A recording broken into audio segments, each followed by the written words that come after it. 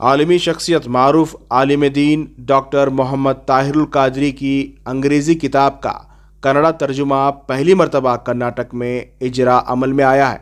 मिनहाज अल Quran international India Karnataka शाख की जानिब से डॉक्टर ताहिरुल कादरी की अंग्रेज़ी किताब a real sketch of prophet Mohammad सल्लल्लाहु अलैहि वसल्लम का कन्नड़ा तर्जुमा परवादी मोहम्मद सल्लल्लाहु अलैहि वसल्लम और नईज चित्र का रस्म इजरा अमल में आया। इस किताब का कन्नड़ा तर्जुमा कैसर जहां और अमानुल्लाह ने किया है। KMDC भवन के एडिटोरियम में मुनक्किदा इस किताब के इजरा के प्रोग्राम में कई अहम शख्सियात शामिल रहे। इस किताब का इजरा मारूफ स्वामी श्री परम पूज्य श्री शिवनभावा चरण मूर्ति स्वामी जी और कर्नाटका माइनॉरिटी कमीशन के चेयरमैन अब्दुल अजीम और दीगर उलमा इकराम की मौजूदगी में अमल में आया। ಇವನಾರವನೆಂದೆನಿಸದಿರಯ್ಯ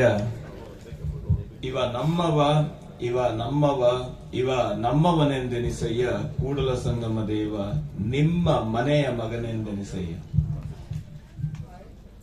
ಒಂದು ವಿಶೇಷವಾದ ಕಾರ್ಯಕ್ರಮದಲ್ಲಿ ನಾವೆಲ್ಲ ಭಾಗಿಗಳಾಗಿದ್ದೇವೆ. ವೇದಿಕೆ ಮೇಲಿರ್ತಕ್ಕಂಥ ಎಲ್ಲ ಹಿರಿಯರು ಧರ್ಮಗುರುಗಳಿಗೆ, ಈ ಕಾರ್ಯಕ್ರಮಕ್ಕೆ ಸಾಕ್ಷಿಯಾಗಿರ್ತಕ್ಕಂಥ ಎಲ್ಲ ಹಿರಿಯರಿಗೆ, ಈ ಕಾರ್ಯಕ್ರಮವನ್ನು ನೋಡಿ ಆನಂದಿಸ್ತಾ ಇರ್ತಕ್ಕಂಥ ಎಲ್ಲ ತಾಯಂದರಿಗೆ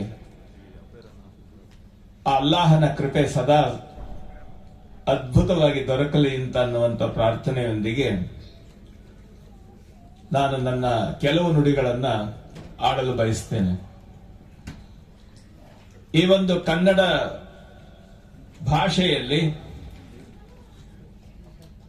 ಪ್ರವಾದಿ ಮಹಮ್ಮದ್ ರವರ ನೈಜ ಚಿತ್ರಣದ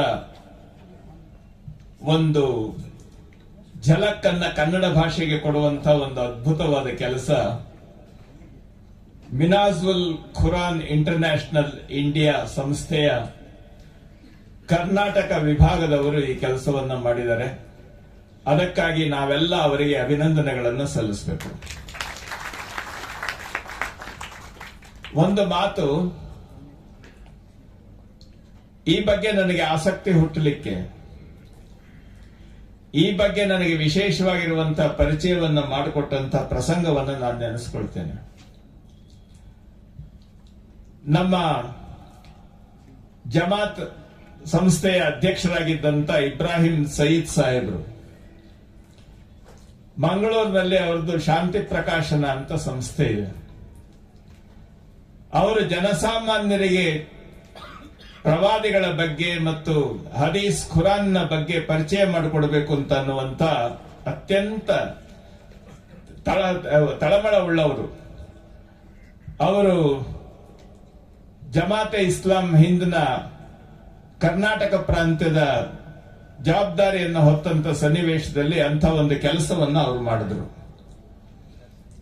ಅವರ ಪರಿಚಯ ನನಗಿದ್ದರಿಂದ ಆ ಪುಸ್ತಕದ ಬಿಡುಗಡೆಯನ್ನ ನೀವೇ ಮಾಡಬೇಕು ಅಂತ ಹೇಳಿ ಮಂಗಳೂರಿನಲ್ಲಿ ಕಾರ್ಯಕ್ರಮ ಇಟ್ಟಿದ್ರು. ಪ್ರವಾದಿಗಳ ಜೀವನಚರ್ಯೆಯನ್ನು ಕುರಿತಂತ ಪುಸ್ತಕವನ್ನ ಬಿಡುಗಡೆ ಮಾಡುವ ಸೌಭಾಗ್ಯ ನನಗೆ ಬಂತು.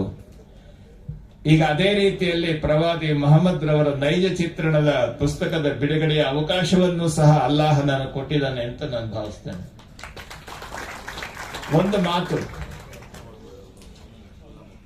ಆ ಒಂದು ಇಬ್ರಾಹಿಂ ಸಯೀದ್ ಸಾಹೇಬ್ರ ಹದೀಸ್ ಮತ್ತು ಪ್ರವಾದಿಗಳ ಜೀವನಚರ್ಯೆಯನ್ನು ಅಧ್ಯಯನ ಮಾಡುವಂತ ಸನ್ನಿವೇಶದಲ್ಲಿ ಎಂತ ಅದ್ಭುತವಾದ ವಿಚಾರ ಅದರಲ್ಲಿ ಇದೆ ಅಂತ ಅನ್ನುವಂಥದ್ದು ನನ್ನ ಗಮನಕ್ಕೆ ಬಂತು.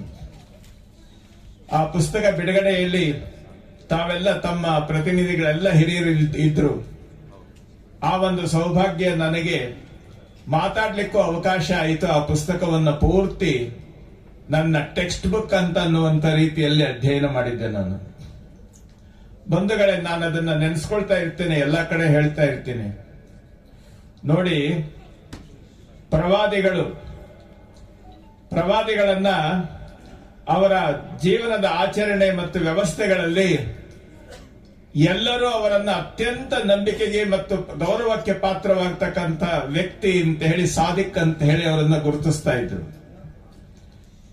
ಅವರ ಚರ್ಯೆಯನ್ನ ವಿರೋಧಿಸುವವರು ಸಹ ಅವರ ಬಗ್ಗೆ ಗೌರವ ಇಟ್ಟುಕೊಂಡಿದ್ರು.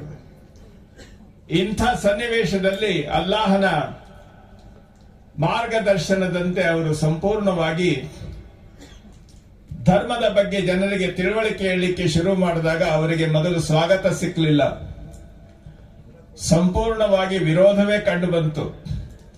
ಆದರೆ ವಿರೋಧವನ್ನ ವಿಶ್ವಾಸದಿಂದ ಎದುರಿಸಿದಂತಹ ಪುಣ್ಯಾತ್ಮರವರು ಅಲ್ಲಾಹನ ಪ್ರೇರಣೆಯಂತೆ ಮಕ್ಕಾದಿಂದ ಮದೀನಾಕ್ಕೆ ಅವರು ಹೋಗಬೇಕಾದಂತ ಪ್ರಸಂಗ ಬಂತು. ಅವರ ಅನುಯಾಯಿಗಳು ಜಾಸ್ತಿ ಆಗ್ತಾ ಇದ್ದಾರೆ ಅಂತ ತಿಳಿದಾಗ ಸತ್ಯ ವಿರೋಧಿಗಳು ಈ ಸತ್ಯ ವಿಶ್ವಾಸಿಯ ವಿರುದ್ಧವಾಗಿ ಏನೂ ಮಾಡ್ಲಿಕ್ಕಾಗದೆ ಹೋರಾಟಕ್ಕೆ ಶುರು ಮಾಡಿದ್ರು.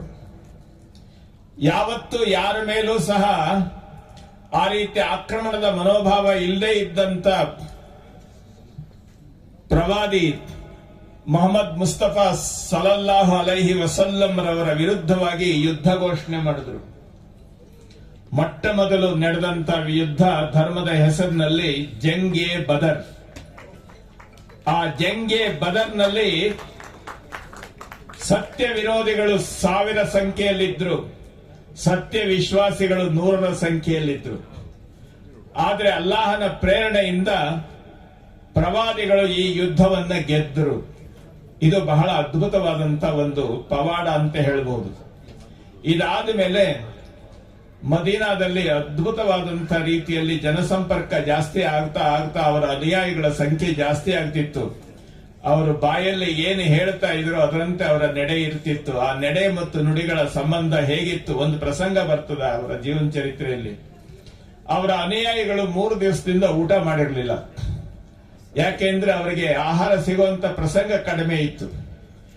ಅಂತ ಪ್ರಸಂಗದಲ್ಲಿ ಅವರೆಲ್ಲ ಯೋಚನೆ ಮಾಡಿದ್ರು, ಪ್ರವಾದಿಗಳ ಬಳಿ ಹೋಗೋಣ, ಅವರ ಹತ್ರ ಜಕಾತಿನ ಹಣ ಇರ್ತದೆ, ಅದನ್ನ ಪಡೆದು ನಾವು ಊಟ ಮಾಡಬಹುದಲ್ಲ ಅಂತ ಹೇಳಿ ಆ 4-6 ಜನ ಅವರ ಬಳಿ ಹೋದ್ರು. ಬಳಿ ಹೋದಾಗ ನೋಡ್ತಾರೆ, ಅವರಿಗೆ ಆಶ್ಚರ್ಯ, ಆಹಾರದ ಕೊರತೆ ಬರೀ ಅವರಿಗೆ ಇರಲಿಲ್ಲ, ಪ್ರವಾದಿಗಳು ಸಹ ಊಟ ಮಾಡಿ 3 ದಿವಸ ಆಗಿತ್ತು. ಆ ಹೊಟ್ಟೆ ಉರಿಯನ್ನ ತಳ್ಕೊಳ್ಳೋದಿಕ್ಕೆ ಹೊಟ್ಟೆಯ ಮೇಲೆ ಒಂದು ಇಟ್ಟಿಗೆಯನ್ನ ಕಟ್ಟಿಕೊಂಡು ಜೋರಾಗಿ ಬಟ್ಟೆ ಕಟ್ಟಿಕೊಂಡಿದ್ರು.